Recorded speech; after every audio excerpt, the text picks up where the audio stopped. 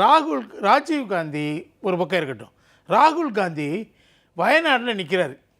இஸ்லாமியர்கள் அதிகமாக இருக்காங்க. அவங்க வாக்கு வந்தால் தான் அவர் ஜெயிக்க முடியும். மொத்தமாக வாங்கினா தான் ஜெயிக்க முடியும். அதுக்காக என்ன சொல்கிறார் தெரியுமா? திடீர்னு இவங்க இந்தியா கூட்டணி உருவாக்குறாங்க, நாங்கள் ஆட்சி அமைப்போம், ஒற்றுமையாக இருப்போம்னு சொல்கிறாங்க. ராகுல் காந்தி என்ன சொல்கிறாரு? அரசியல் ஆதாயத்துக்காக, அதுவும் அந்த ஒரு தொகுதியில் அவர் ஜெயிக்கணுங்கிறதுக்காக என்ன சொல்கிறாருன்னா, இது கம்யூனிஸ்டுகள் பாஜகவினுடைய பி டீம் அப்படி சொல்கிறாரு. திடீர்னு சொல்கிறாருங்க, கம்யூனிஸ்டுகள் பாஜகவினுடைய பி டீம்.